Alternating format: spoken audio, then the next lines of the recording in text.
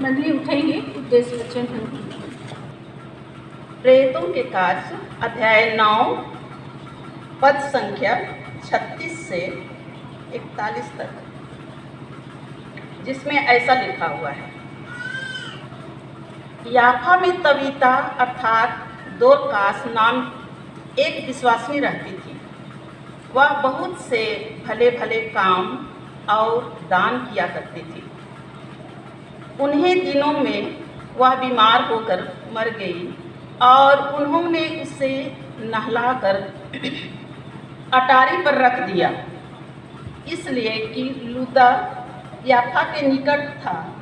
चेलों ने यह सुनकर कि पतरस वहाँ है, 2 मनुष्य भेजकर उससे विनती की, हमारे पास आने में देर ना कर। तब पतरस उठकर उनके साथ हो लिया, और जब वह पहुंचा तो वे उसे उस अटारी पर ले गए। सब विधवाएं रोती हुई उनके पास आ खड़ी हुई, और जो कुर्ते और कपड़े दोरकास ने उनके साथ रहते हुए बनाए थे दिखाने लगे। तब पतरस ने सबको बाहर कर दिया और घुटने टेक कर प्रार्थना की और शव की ओर देखकर कहा, हे तबीता उठ। तब उसने अपनी आंखें खोल दी और पतरस को देखकर उठ बैठी। उसने हाथ देकर उसे उठाया और पवित्र लोगों और विधवाओं को बुलाकर उसे जीवित दिखा दिया। यहाँ तक आमीन।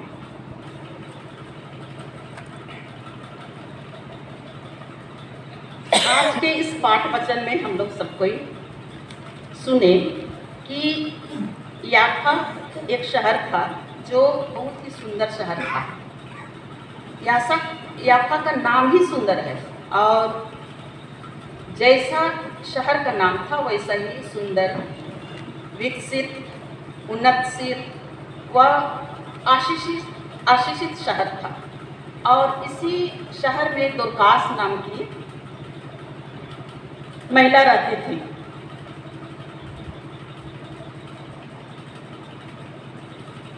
दोरकास का दूसरा नाम तबीता था।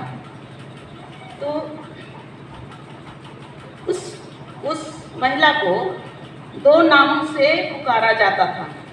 इन दोनों का नाम भी एक ही है, और जिसका अर्थ होता है निर्णय। तो अरामी तबीता एक अरामी नाम और दोरकास यूनानी नाम होता था। इससे पता चलता है कि वहाँ 2 तरह के जाति के लोग थे होंगे, जो यूनानी बोलने वाले थे, अरामी बोलने वाले थे। मगर दोनों का अलग भाषा होते हुए भी उन दोनों का अर्थ हिरनी था। हिरनी क्या होती है, वो भजन संहिता में हम 42:1 में देखते हैं, जहाँ दाऊद कहता है कि जैसे हिरन नदी के जल के लिए हाँफती है, वैसे ही हे परमेश्वर मैं तेरे लिए हाँफता हूँ।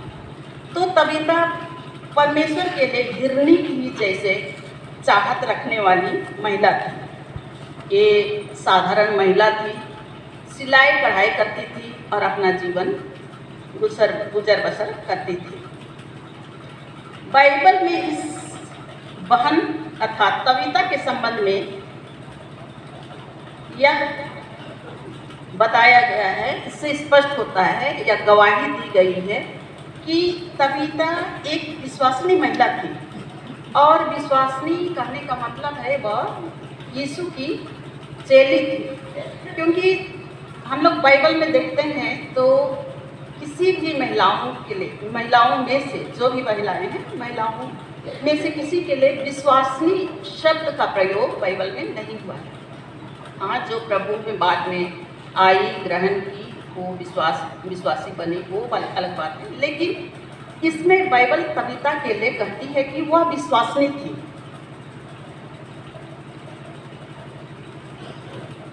वह मसीह में थी, और तबीता मसीह में विश्वासी तो थी ही, विश्वासी नहीं परंतु मसीह के गुणों पर चलती थी, उनके बताए मार्ग पर चलती थी।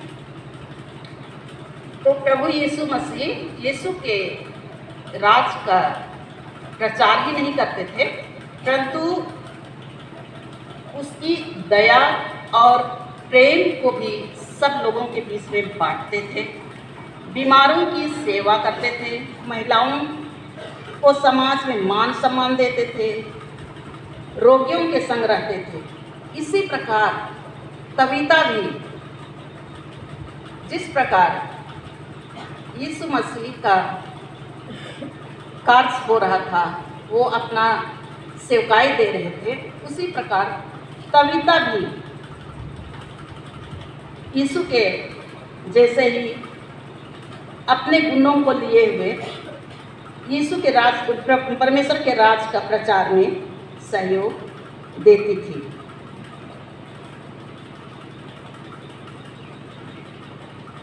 तबीता विश्वासी तो थी ही, अपने कर्म से भी दिखाती थी।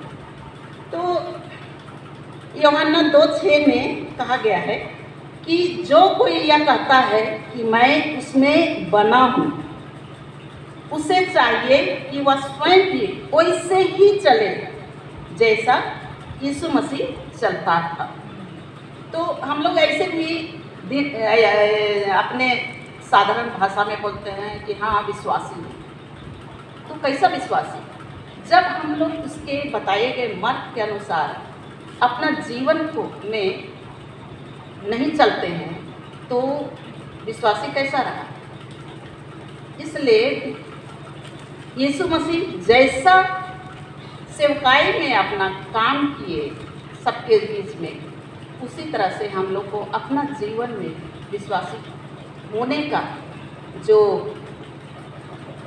फर्ज होता है, या क्या कहेंगे, विश्वासी होने का जो अर्थ होता है, वो है कि हम अपने कर्मों से भी दिखाएंगे। और यही कर्म तबीता अपने व्यवहार से दिखाती थी, अपने कामों से दिखाती थी। आगे हम देखते हैं कि तबीता भले भले काम किया करती थी। वह साधारण महिला थी ही और दर्जी का काम करती थी। वह दर्जी का काम में सुंदर सुंदर कपड़े कुर्ते सिलाई करती थी, और जो बहुत गरीब थे, गरीब बच्चे थे, वह जिनको ज़रूरत थी उनको वो बांटती थी, और उसी सिलाई किए हुए कपड़ों में से ही वह कुछ बेचती भी थी, और जिससे उसको जो आय होता था उस आय से अपना साधारण जीवन गुजर बसर करती थी। और उसी आय में से ही वह कलीसिया के लिए, प्रभु यीशु के सेवा में या परमेश्वर के राज के प्रचार में दान भी दिया करती थी। इस प्रकार वह सिर्फ भले ही नहीं परंतु भले भले काम किया करती थी। जबकि भला काम उद्धार को नहीं लाता है, क्योंकि परमेश्वर ने क्रूस पर हमारा उद्धार कर दिया है, हमारे लिए सब कुछ कर दिया, क्योंकि उद्धार अनुग्रह है, और अनुग्रह ही के द्वारा हम सब बचाए गए हैं। यह हम लोग का ये जो जीवन है यह परमेश्वर का दिया हुआ है।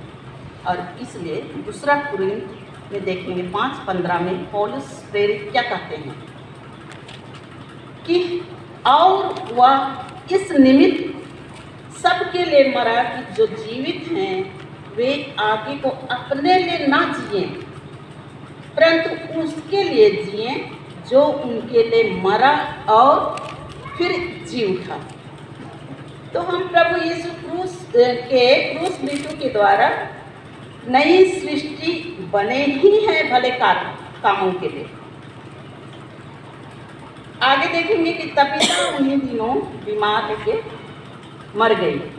तबीता की कलीसिया सेवा और लोगों के बीच में अपनी सेवा को जो देने का जुनून था उसको देखते हुए वहाँ के चेले जो थे वे सोचने लगे कि पतरस को बुला लें। क्योंकि पतरस याफा नगर के बगल युद्धा नगर में ही सुसमाचार का प्रचार करते हैं और चेले जाके पतरस को बुला लाते हैं। पतरस आया, देखता है कि सभी विधवा स्त्रियाँ रोध हो रही हैं और वे विधवा स्त्रियाँ अपने संग किए गए कपड़े व कुर्ते तैयार किया हुआ को पतरस को दिखाते हैं। और ऐसे उस जगह तो मातंग का स्थिति था ही, इसलिए पतरस सभी को बाहर निकाल के पतरस तबीता के पास जाकर प्रार्थना करते हैं और प्रार्थना करने के बाद कहते हैं कि हे तबीता उठ। जैसे ही पतरस ये आवाज़ देते हैं, तबीता अपनी आँखें खोल देती है और पतरस उसका हाथ उठा के पकड़ के उठाते हैं। तो हम लोग देखते हैं कि तबीता एक विश्वासी महिला तो थी ही और परमेश्वर की भक्त भी थी। परमेश्वर पतरस के द्वारा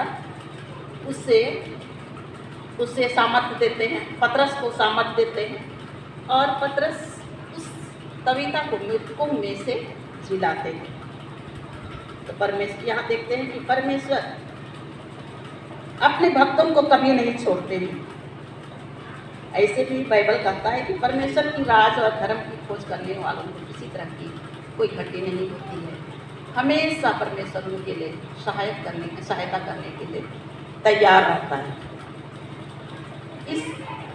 इस पाठ वचन से हमें सीख मिलती है कि हमें तबीता की तरह ही विश्वासी और हम महिलाएं में एक बहुत बड़ी कमजोरी होती है कुड़कुड़ाने की। अगर कलीसिया में हो या कोई समाज में हो, समाज काम में हो या दीन दुखियों की सहायता की बात हो, तो जब हम कुछ मदद करने के लिए निर्णय लेते हैं, आपस में हम ही लोग निर्णय लेते हैं, लेकिन उनमें से हम महिलाएं ही रहती हैं जो कि हर्ष मन से देते नहीं। चाहे घटती हो, घटती में से ही या बढ़ती में जो भी हो, सहर्ष हम लोग देने हेतु अपना मुट्ठी खोलेंगे। तो हमें इसमें कोई स्वार्थ की भावना नहीं होनी चाहिए, निस्वार्थ रूप से ही सहायता करनी चाहिए। हम बाइबल में भी अन्य और बहुत सी महिलाओं को देखते हैं जिन्होंने अपने संपत्ति में से प्रभु के राज के प्रचार के लिए खर्च किया है। उन्हें अपने संपत्ति का कोई लालच नहीं, और हम तो है कि दुनियाई संसारिक अभिलाषा में फंसे रहते हैं और हम जहाँ तक कोशिश करते हैं कि संपत्ति अधिक से अधिक हमारे पास आए। लेकिन विश्वासी को, जो एक विश्वासी है प्रभु में, उससे अगर सहज मदद करती है तो जितना मदद करती है उससे कई गुना परमेश्वर उसके मनों को देखते हुए मदद करता है।